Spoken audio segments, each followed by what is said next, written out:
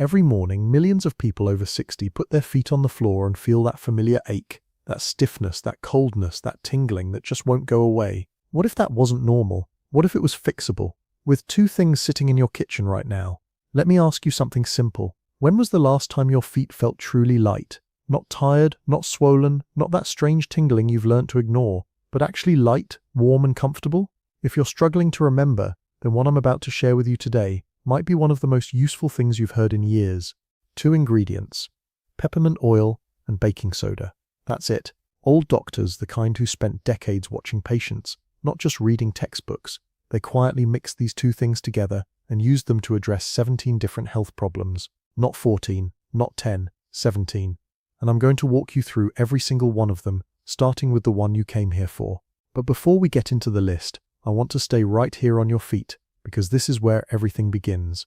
After 60, the blood vessels in your legs and feet naturally lose some of their elasticity. The walls get stiffer, the circulation slows, blood that used to move freely starts to pool, hesitate, sit too long in the wrong places.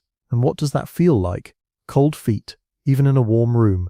Swelling that gets worse as the day goes on. That deep, dull ache in your calves at night. Tingling in your toes. A heaviness you just can't shake. Doctors often recommend walking more, drinking more water, elevating your legs. And yes, those things absolutely help. But what doesn't always come up in those conversations, because it doesn't come in a pill or a prescription, is that peppermint oil applied to the feet too has a very specific and well-documented effect on circulation. Here's what actually happens. The menthol in peppermint oil, the active compound that gives it that cooling sensation, it doesn't just feel refreshing. It causes your blood vessels near the skin to dilate, to open up. More space in the vessel means blood flows more freely. Warmth starts to return. That pooled blood begins moving again. And when you combine that with a baking soda foot soak, which draws out inflammation, softens the skin so the oil absorbs better, and creates an alkaline environment that reduces localized swelling, you get something surprisingly powerful. The method is straightforward. Warm water in a basin. Not hot, warm. 2 tablespoons of baking soda dissolved in the water. A few drops of peppermint oil. No more than 5, diluted first in a small amount of coconut oil or olive oil. Soak your feet for 15 to 20 minutes. Do this in the evening when circulation is at its lowest from a full day of activity. Within a few days, most people notice their feet feel warmer at night. The tingling starts to quiet down. The heaviness lifts a little. After a week, the difference is often significant enough that people wonder why they hadn't tried this sooner. And honestly, the simplicity is exactly what makes this work. No special equipment, no prescription, just 2 ingredients, a basin of warm water, and 15 minutes of your evening. Now, before we move into the rest of the list, and trust me, some of these are going to surprise you, I want to quickly explain why these 2 ingredients work better together than they do alone, because understanding this changes how you use them. Peppermint oil on its own is potent, almost too potent for sensitive skin without dilution. Baking soda on its own is alkaline and functional, but mild. When you combine them, whether in a foot soak, a paste, or a diluted mixture, the baking soda acts as a carrier that softens the skin and reduces any irritation from the oil, while the oil delivers its active compounds deeper and more effectively. Old healers understood this instinctively. They didn't have scientific papers, they had generations of observation, and what they observed was that this particular combination kept showing up as useful for far more than just tired feet. So let's go through the rest. 16 more problems, and I've ordered them in a specific way, starting closest to what brought you here and working outward. Number 16, swollen ankles and feet. You've probably noticed this. By late afternoon, your shoes feel tighter, your ankles look puffy, you press a finger into your skin, and the indentation takes a moment to bounce back. This is fluid retention, often worsened by sluggish circulation. The same foot soak we just described, baking soda, warm water, peppermint oil, helps the lymphatic system drain that built-up fluid more efficiently. The menthol stimulates lymph flow. The alkaline water helps reduce the local inflammation, keeping that fluid trapped. Many people who do this consistently notice their ankles are visibly less swollen by the 2nd or 3rd evening. Number 15. Leg cramps at night. That sudden violent tightening in your calf muscle at 2 in the morning that jolts you awake. If you've experienced it, you know exactly how unpleasant it is. Night cramps in older adults are often linked to reduced circulation to the muscles, combined with slight mineral imbalances. Peppermint oil applied directly to the calf muscle, diluted in a carrier oil, massaged in gently, has a muscle-relaxing effect. It works by easing the tension in smooth muscle tissue, the same way it helps with digestion, which we'll get to shortly. It brings warmth back to the muscle. Many people keep a small bottle of diluted peppermint oil on their nightstand for exactly this reason. Number 14. Varicose veins. Symptom relief. Now here's something important. Peppermint oil and baking soda will not make varicose veins disappear, but what they can do, and this is where it gets interesting, is make them significantly less uncomfortable. The itching, the aching, the heat that comes from those swollen, twisted veins near the surface of the skin.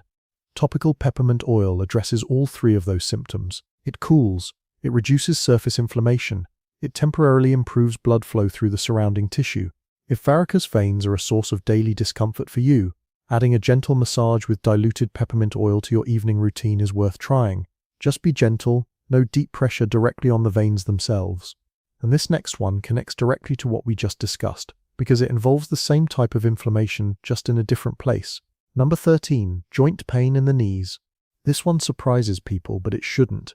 Knee pain in older adults is often layered. There's the structural issue underneath, and then there's the inflammation sitting on top of it, making everything worse. Peppermint oil is a well-studied topical anti-inflammatory.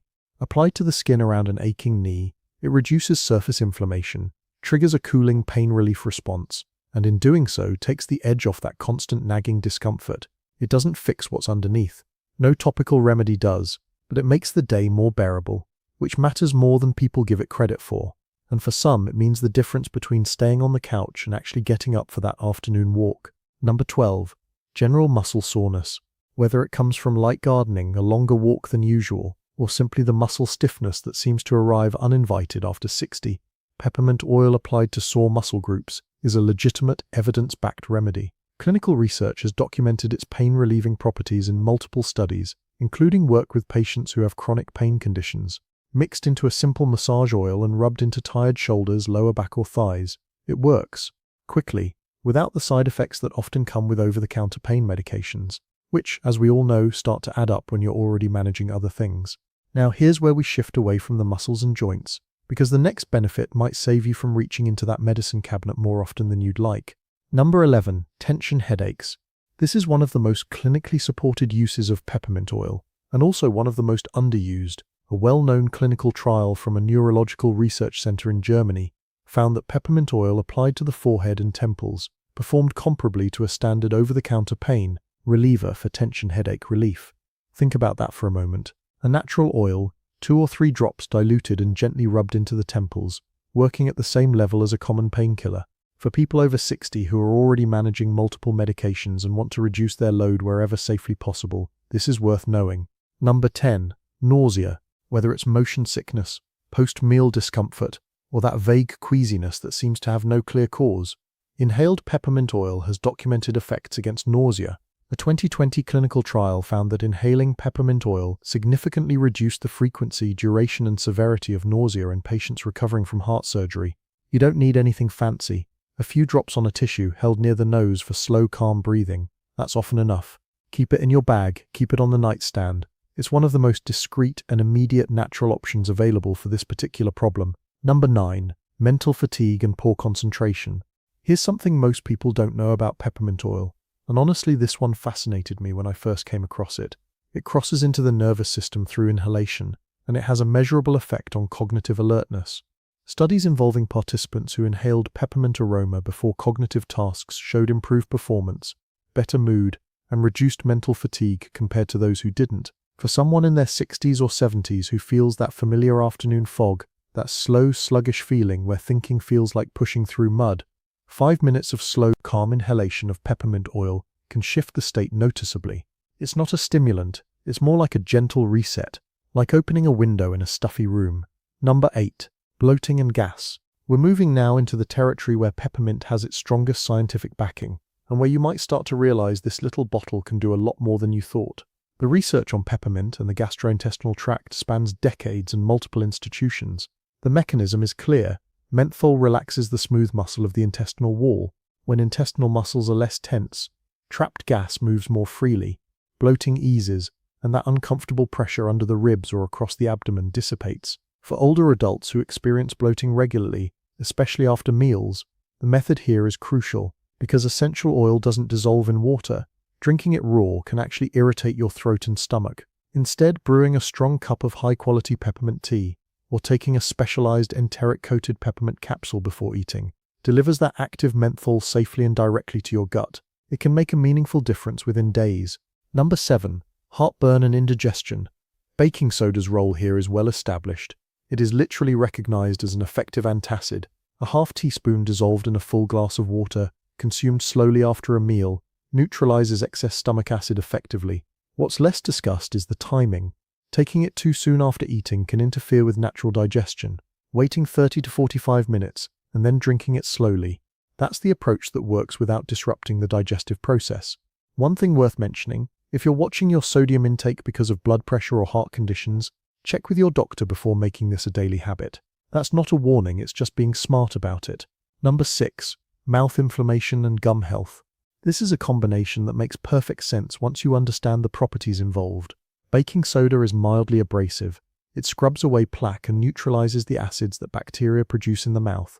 Peppermint oil is strongly antimicrobial. In laboratory tests, it has shown activity against several oral bacteria strains, including some associated with gum disease. Together, as a simple rinse, a pinch of baking soda dissolved in water with a single drop of peppermint oil, they form a mouthwash that many traditional healers used long before commercial products existed. For people dealing with mild gum sensitivity, bad breath, or early signs of gum recession, this is a low-cost addition to the daily routine that many people find genuinely helpful. And now we're crossing into territory that most people never associate with peppermint oil or baking soda, but the research is there, and it's worth your attention. Number 5. Skin irritation and surface inflammation. Peppermint oil diluted in a carrier, coconut oil, olive oil, almond oil, and applied to irritated, itchy or inflamed patches of skin, provides relief through 2 pathways at once. The cooling sensation from menthol interrupts the itch signal at the nerve level, providing immediate comfort. The anti-inflammatory compounds in the oil begin addressing the underlying irritation beneath the surface. Baking soda paste, made simply by mixing baking soda with a small amount of water into a thick consistency, is a traditional remedy for insect bites, rashes, and minor skin irritation that has been used across cultures for well over a century. Together, they cover both the symptom and the source. Number 4. Immune support. Now, I want to be straightforward with you here, because honesty builds trust, and that matters more to me than making a dramatic claim. Peppermint oil in laboratory studies has shown activity against certain viruses and common bacterial strains. These are findings from controlled lab settings, not large-scale human trials.